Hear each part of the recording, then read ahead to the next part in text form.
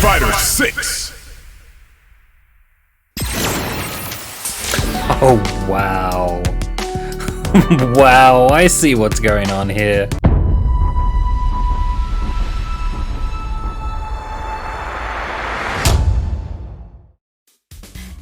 Hey, it's me, the RWG, on the DigiBunka, the place where we celebrate and educate about digital and internet culture. If you like what you see today, follow the socials, do the likes, you know the drill. Those should be appearing on your screen right now, as today our topic of conversation is my thoughts on Street Fighter 6. Now, being a reserved British person, because I'm sure we have a shortage of those, I haven't really talked too much about this stuff, but I am a long-time fan of fighting games. I've been playing fighting games ever since Fatal Fury 1 on the Sega Genesis, and then eventually after that I went to Street Fighter 2, etc, etc, etc. I was never really a super competitive person with it, but I did start taking things a little bit more seriously from Street Fighter 4 onwards, and well, I kind of fell off around Street Fighter 5, but hey, who didn't, because that game was a bit of a oof fest, but yes. Now, of course, the internet's going a bit crazy over Street Fighter 6 because, you know, new game hype, all the advertising, but I'm here to talk about things a little bit more critically and look at things a bit more closely here. Now, we can speculate to death about what the tier list for the characters is going to be, who's going to be the best character, who's going to need nerfing in the first patch and all the things like that, but frankly, that information is not going to be available to us till everybody's labbing to death when the beta comes out, which will be in October. And let's be perfectly honest here, I know for a fact that is what a lot of you guys are going to be doing, because you just can't live without your optimization on your fighting games, which is only one aspect of about 3 or 4 things that make up a good fighting game player, but I'm not going to get too much into that. No, what I will get into is things like what I believe is called the World Tour mode. Now, a lot of that content, it serves a few purposes, really. First of all, it follows a format that I think Arc System Works started a little bit of. We're going to put a training mode in the story mode, but hide it to the point where people aren't going to be pissed off and be like, oh, this is basically you're doing the training and tutorial when I don't want to do the training and tutorial. Which, to be perfectly honest, they've had kind of mixed success with at best. Like, if I use Fighter Z as an example, there's some cool stuff in there, but there's a lot of time wasting in there too, because they're basically trying to achieve 2 things, really. They're trying to get you to lab, when you might not be someone who labs in training modes and just plays, but they're also trying to reach that quota that all video games have. There's this belief in video game design that if a game is under a certain amount of hours before you see the end game credits, you've been ripped off. I don't know where that started, I don't know where that came from exactly, but it is a belief a lot of users of games have now. Now, the other aspect of this World Tour mode that I want to talk about, which I haven't really seen anyone else talk about yet, can be summed up in, honestly, 3 words. Dragon Ball Xenoverse 2. Now, me personally, I have had a mixed history with the brand of Dragon Ball, but regardless of what you think about it, that brand is here to stay. It continues to influence other brands, and Xenoverse in particular came across this formula of making your own character and putting it into a brand's universe. So then, instead of a character's adventure, it becomes your adventure more so, because it's something you've created and put into that world.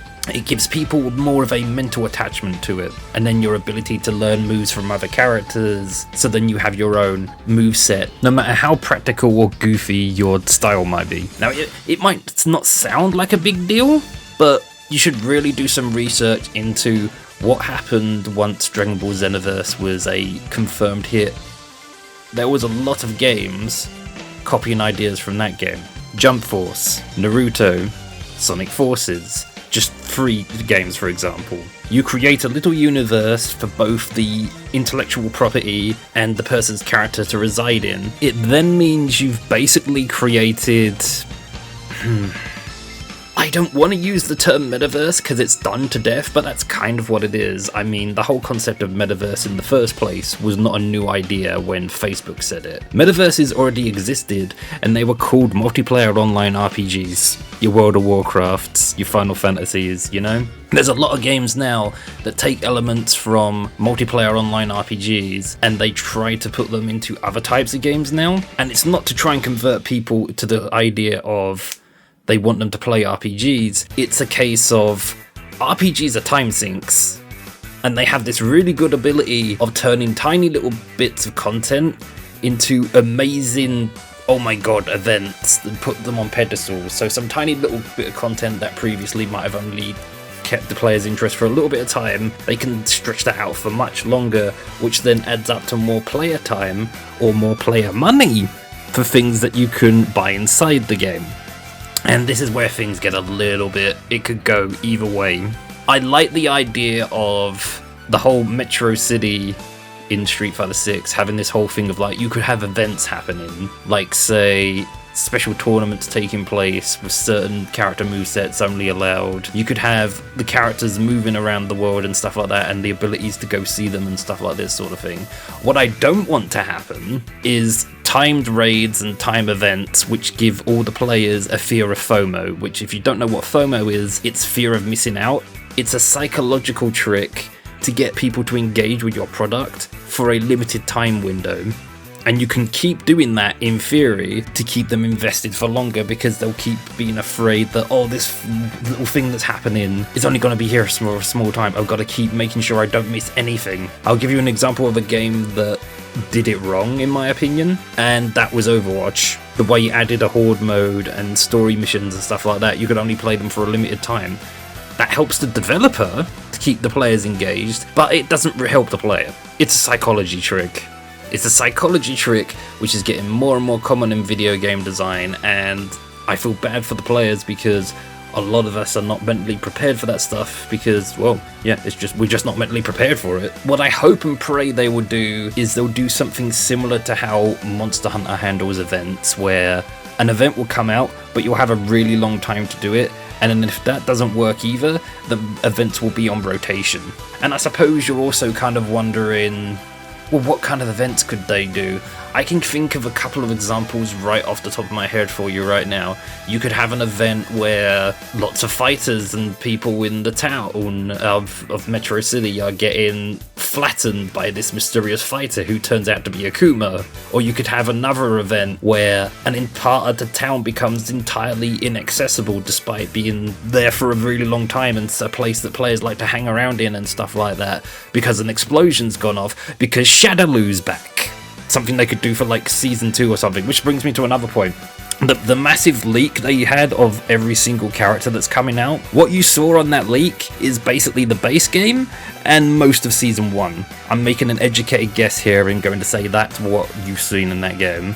There could be season 2, 3, 4, etc, etc, but this is how video game design is now, is generally speaking, they would have the launch content and whatever they consider to be season 1, most of that content ready, maybe needing some fine tweaks before it's released, but that's just how game design is now. So long story short, with all the content designed to keep players more engaged who maybe aren't quite as competitive or just find fighting games hard to get into in general, a lot of the content for them is going to be that world tour mode. So if you have any doubts or questions what that's going to be like, the main place you want to look is games like Dragon Ball Xenoverse to give you an idea of what to expect. I only hope that Street Fighter 6 can learn from other games like Xenoverse 2's mistakes, so history doesn't repeat itself. The PC version, for example, of Dragon Ball Xenoverse is completely dead because everyone's just modding the game, hacking their way through the single player content, or just being kind of a toxic nuisance on the PvP. Seriously, look up videos for PvP for Dragon Ball Xenoverse. A lot of them are just people beating up 9-year-olds. Adding meme sounds to it, because apparently that's comedy in 2022, and talking about new content, because somehow that game's still getting it. mostly because of the brand, but anyway, you're better than that, Street Fighter 6, and I hope to not be as disappointed as I was with 5. There was something about 5 that the second I started playing the beta, I was like, there's something very off here. I've heard all kinds of rumors about the production hell of that game, but I'm not going to talk about that here. This video's gone on long enough already.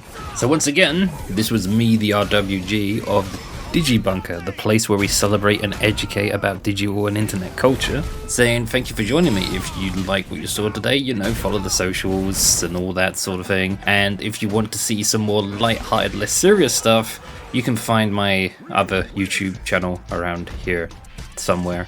Bye for now.